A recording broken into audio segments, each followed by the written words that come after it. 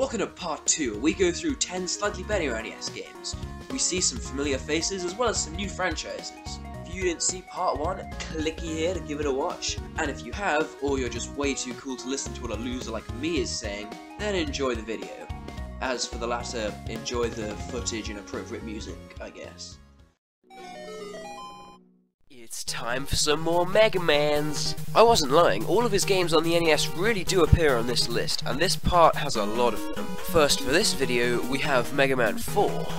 It's hard to talk about this game with a strictly negative perspective from being only my 5th favourite NES Mega Man, because it's Mega Man, and I love me some Mega Man. But still, I have to admit that this game didn't exactly revolutionise the franchise, and lacked a lot of what made the Blue Bomber great. Better start with the positives, as there is still a lot that I can gush over. The soundtrack, for example, is absolutely incredible. Pharaoh Man's theme kicks ass, Skull Man's theme is majorly awesome, Dust Man's theme is great in its own way, and I could honestly dance to Cossack Stage 1 theme all day.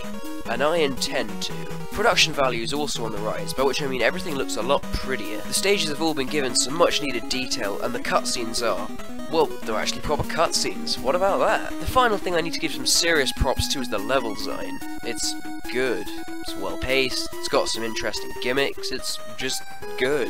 What do you want from me? But let's be real here, this game only has like 2 good Robot Masters, Skullman and Pharaoh Man, and even then, Skullman ain't that great. Their themes and stages may be pretty sweet, but their concepts are just dull and frankly silly.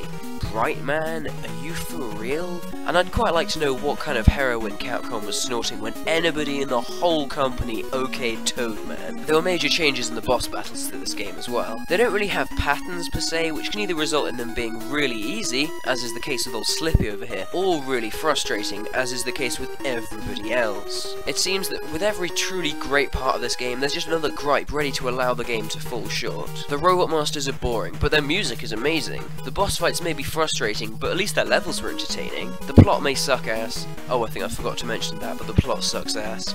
But hey, at least it's presented pretty well. The Mega Man 4 package has a lot going for it, but overall it turns out as what I can only call an average Mega Man game.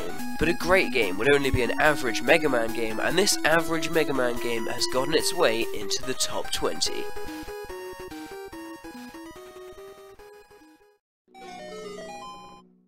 A platformer where you can't jump? That'd be crazy. That'd be stupid. That'd be V or Bionic Commando. Yes, Bionic Commando is a platformer wherein you are unable to jump. Instead, you traverse by running and grapple hooking, which acts as both its most unique game mechanic and best feature. Admittedly, the grapple mechanics do take a lot of time getting used to, and at first they don't seem the most intuitive, but you'll get used to them fast, and when you do, it opens up a whole new realm for exploration and experimentation. In Bionic Commando, you play as Super Joe. Now that's a name I can trust. And have to stop the Nazis. Oh, I'm sorry, the Empire. P.S. they're Nazis, because they're probably doing something evil, and it's our job to stop them. Gameplay is split between 2D platforming segments and overhead shooting segments, separated by a map that I don't even... what's going on? The 2D platforming sections are just that, but with a grappling hook. So basically they're nothing like any other platformer you've ever played. As I said, it takes a while to get used to them, as the mechanics are a little weird. But just keep at it, and you should become a swinging super Asian madman in no time. The overhead sections are a little weird, mainly because I don't get the point of them at all. You're in a helicopter, and they look like mere trucks, so you think you could just, you know, fly over them? So you must be the one attacking them. But the objective of these missions is to get back onto your helicopter. So what do you achieve? Ah, whatever. They're fun regardless, and I especially like the Monkey Fight-esque spinning hook ability you get. Yeah, I just referenced Monkey Fight. Bionic Commando is weighed down by being very un-user-friendly, but there's some really good stuff in here for the more diligent of players. It's definitely one of the more unique platformers around. Batman may have been the first licensed game on this list, but it's by no means the greatest. That honour lies with DuckTales. I love it when games base their locations on real-world places, but put their own little spins on them. DuckTales has you pogo hop around various real-world places, such as the Amazon, the American Mines, and... wait, is that the moon? Yep, just as you start the game, you're given the option of going to the moon. That's brilliant! Every game should start like this. In fact, all of the locations are fun to go through. They each have their own themes, as well as their own visual styles and obstacles, giving a great feel of an adventure, as well as a massive amount of variety. Ancient ruins, jungle environments, a sci-fi space setting, and even horror/Halloween style settings are all included, and they're all equally fun to play through. In each level, Scrooge McDuck is armed with a pogo bouncing walking stick that is exactly as awesome as it sounds. Your goal through each level is to get all the monies through chests and such, giving the games a bit of a Wario Land feel, especially given the big focus the game has on exploration and discovery with all the hidden collectibles and whatnot. DuckTales to the untrained eye may just look like another crappy TV show tie-in game, but it's got some genuine gold, so go play it before old Scroogey steals it. What a role model, what a game.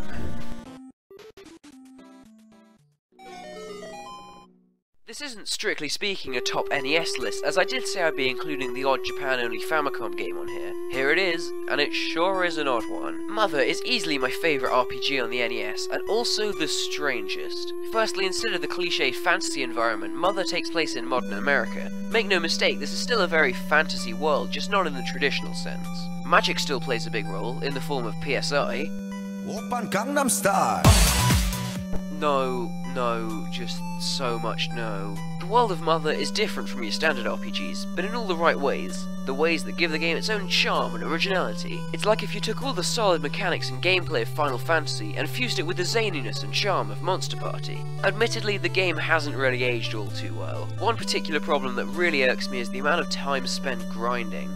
I know that's what I said about Final Fantasy 2, but grinding is seriously a big problem in a lot of old school RPGs, and I don't like it. For this and many other reasons, Mother has become a bit of a cult classic over the years. Probably also because it didn't get released outside of Japan, and it didn't even sell that great in Japan, and it released fairly late into the NES's lifespan, and Earthbound didn't get a European release, and Earthbound didn't sell that well, and Mother 3 wasn't even released outside of Japan with no comment from Nintendo about an English version of that game, because I can't play English patches. These new technologies are too complicated. Even with all these reasons, there's still a lot to like about this game. The graphics are really good for the NES, and they haven't aged nearly as badly as, say, Dragon Quests. Ugh. The story and characters are just fantastic, from fighting Lloyd in a trash can to the simple yet charming relationship between Ninten and Anna. The darker tone of the game may seem to clash with the more silly, weird and charming moments, but it all works to create a game that will stick with you far longer than the time taken to complete it, even with all that fucking grinding. Mother is a game of simple elements, but ones that have never really been combined in the same way before, or after, bar other entries in the Mother's franchise. A typical American setting, simple effective childish characters, unnatural and extraterrestrial events, a fairly deep RPG battle system, dark undertones, and buckets upon buckets of simple Nintendo charm. Now I'm gonna go watch Ninten and Anna dancing again.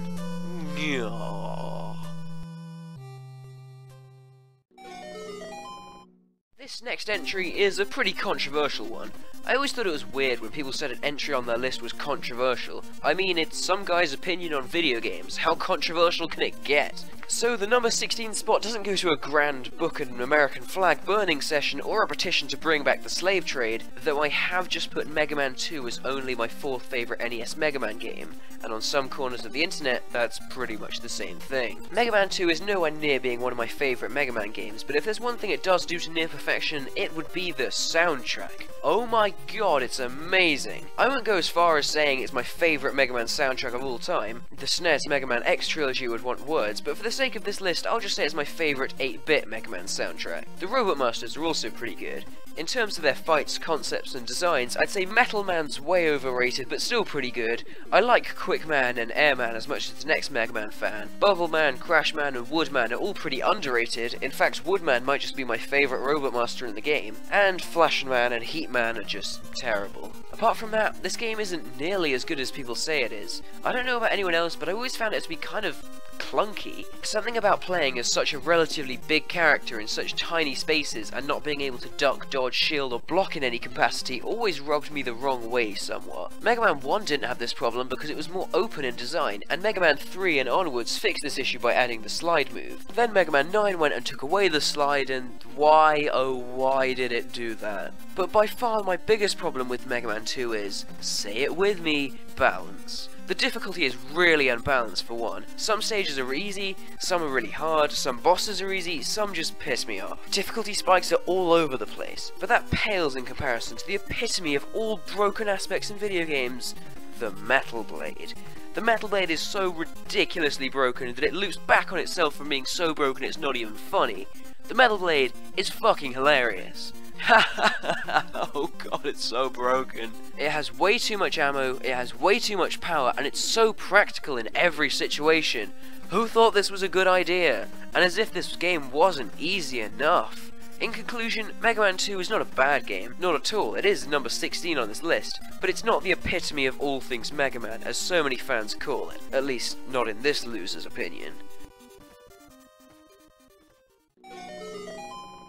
Contra is a man's game. It's about the most masculine men taking out an alien invasion with their brawn.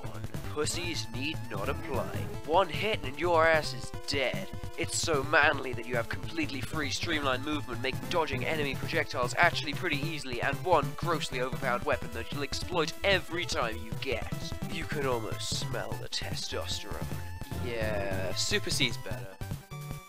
The top down, I want to pull my hair out, this is so cheap, what I died again, that was total bullshit, this is why we have dual stick shooters sections are, well, just that. But apart from those, I found this to be a great sequel that made much of what made Contra fun a whole lot better. Two complaints that I had with Contra were that the levels didn't have that much variety and that the spread shot was way too broken. Super C fixes both of these flaws, and I believe it to be the superior game. The levels have more variety, and the spread shot doesn't act as an unlimited screen nuke, so good job. If you haven't worked it out from the footage, Contra is about shooting people.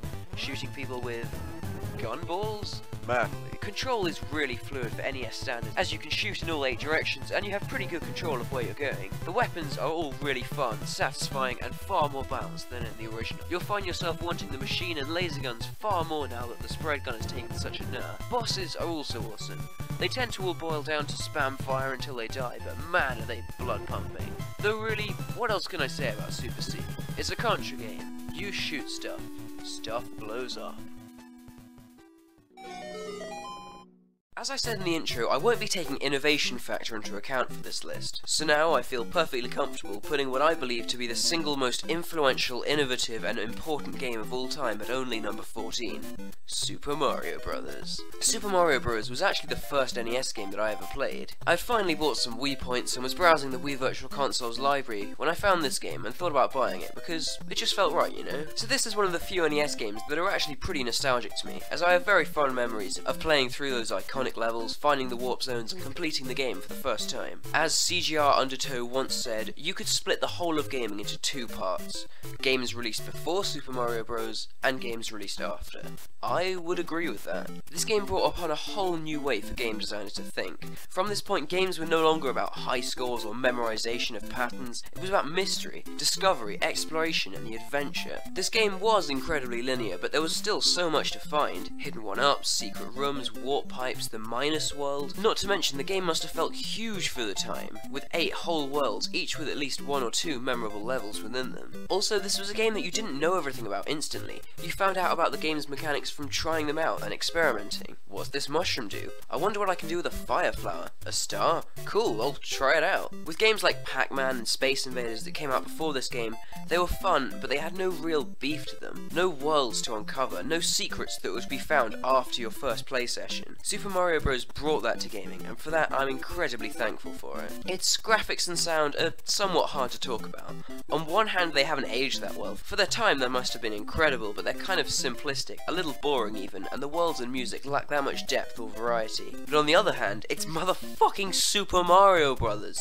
These sprites are so iconic that each one is instantly recognizable. The sprite for the small Mario alone has been used for Easter eggs, decoration, place markers, power-ups, platforms, and even a whole level in Super Mario Galaxy and its sequel. Jesus. The music is equally iconic to gaming. Anyone who hasn't heard the overall theme by now should just get out from their rock, really. Each and every track in the soundtrack has been remixed multiple times in multiple Mario games. You won't enjoy the presentation because it's that good. You'll enjoy it because you can play a fun game of how many times has that been remixed in. The original Mario Bros. Was and is a classic. The gameplay remains just as fun as it always was, and the presentation of the world you are able to explore make it all the sweeter. Super Mario Bros. Changed the industry for two reasons. One, because its new ideas brought forth by its game design changed the mindset of developers and brought upon a whole new wave of how developers could make their game engaging, and two, because it's actually pretty fun. You know what's awesome? Ninjas. You know what else is awesome? Gaiden. Ninja Gaiden's awesome. When looking for classic old-school NES games that really embody just everything the NES was all about, you won't find a much better example than... damn it. I mean, the presentation kicks ass despite its technical limitations. It forms a tone of its own through its stylish use of colour and shit! The controls were so fluid and satisfying that hot damn mother of balls! This game is great, but it's really hard, and not necessarily always in a good way. My biggest problem with the difficulty of this game, as would anyone's problem be with difficulty in any game, is that it's too cheap. Approximately 99.9% of all deaths in this game, excluding during boss fights, I'll get to them in a bit, are caused by falling down pits, and approximately 99% of all deaths are caused by falling into pits after being knocked back by an enemy. It's a pretty big issue. What's wrong with this isn't that it makes the game too difficult, no, the problem lies in how whether you die after being hit by an enemy, i.e. whether you fall to the pit or away from the pit, is solely dependent on luck. This often leads to you being able to overcome an obstacle simply by doing the same thing again and getting lucky. It isn't perhaps the most balanced game. Apart from that, it's extremely solid. The boss fights, unlike the main levels, do have a fair and just challenge. They might well be the highlight of the game for that reason, and the atmosphere within them. You fight the first boss in a pub, that's friggin' awesome. The cutscenes are great, and they always will be, and the soundtrack is easily the best of the NES Gaiden trilogy. My favourite song would have to be the one you're hearing right now, called 4-2 Unbreakable Determination. High production values, a great atmosphere, and an even better soundtrack make Ninja Gaiden an incredibly memorable game. However, the same problems shared with the second game of seemingly unfair difficulty hold it back a little. Unlike the other two franchises in the big third P3, that is so what I'm calling them from now on, Castlevania doesn't quite land all of its games on the list. The game in the middle kind of sucked a little, but regardless the series still spawned two extremely solid games. The bigger, bolder, and all-round grander of the two, Castlevania 3 whips its way onto my list at a respectable number 12 place. Castlevania 3, despite technically being a prequel even though it's called Castlevania 3, blame Konami, really pushed the series forward by expanding on everything that made the original game great. More characters with more varied playstyles, more stages with different pathways to go through, more epic boss fights with all of their epicness ensued. It's Castlevania on NES grade steroids, and that's some pretty heavy shit. There were three ways that Castlevania 3 changed up the formula. The first was to give splitting paths after some levels, and each path would lead to a different level layout, but also some different bonuses, which includes the best new feature in Dracula's Curse, the extra playable characters. Grant, Cypher, and soon-to-be fan favourite, although he kind of sucks in this one, Alucard, are all playable as they team down to take down the Drac. Trevor Belmont, just think Simon from the first two games, is always playable, and you can always take with you another extra character. Expert tip, always choose Grant. He kicks ass and he can control his jumps in mid-air. The third thing to make this installment really stand out was the bosses. The original had great bosses, but this one just blows them out of the water by not only having better bosses, but by having loads of them. They can range from weird to awesome to infuriating, but overall they're a bag of fun and frustration. My only problem with the game really is the difficulty, in that I find it to be a little cheap, but only occasionally. It's weird, but I think this game focused more on basing its difficulty on few really difficult moments instead of a standardized level of difficulty throughout, which is why the difficulty spikes come across as being so annoying. Castlevania 3 Dracula's Curse was an excellent sequel, bringing more of the good stuff and none of the bullshit that made Simon's Quest tank so hard.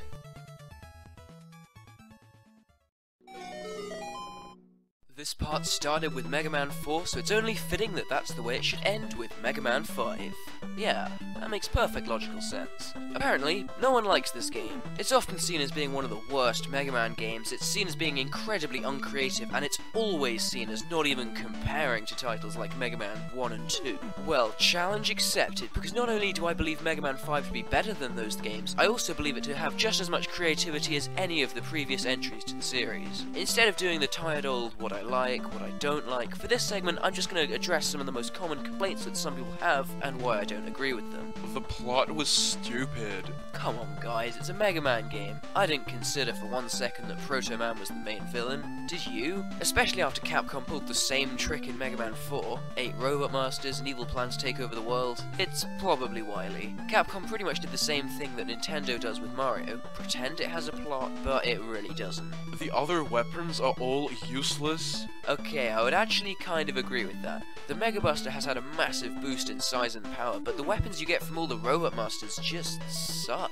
I don't however see this as too much of an issue, just as long as you accept that for the majority of your playthrough you'll be primarily using your standard attack. This may sound a little stupid, but just remember that most platforms do only have 1 or 2 useful weapons. Nobody complains that the only weapon in Contra worth its salt is the spread gun. The Robot Masters are all boring and stupid. That I just plain don't agree with. Capcom hasn't put such a big emphasis on them being cool as in the first 4 games, but the Robot Masters are all really unique and fun to fight, and their stages are more interesting than, say, Mega Man 2, where each level is very what you see is what you get. We've got Charge Man, who may not made it onto a countdown I made about train levels, Napalm Man, whose stage seems to be based off the American-Vietnam War, and Gravity Man, whose gimmick really comes into play and makes a fun stage and a really fun fight. I like these Robot Masters. I really do. It did nothing new, it's just another Mega Man game. This is the one I hear the most, and I can see where people are coming from with this one. There wasn't exactly a lot that this game introduced, and it could easily be seen as Capcom just releasing more of the same thing because they know it will sell. But frankly,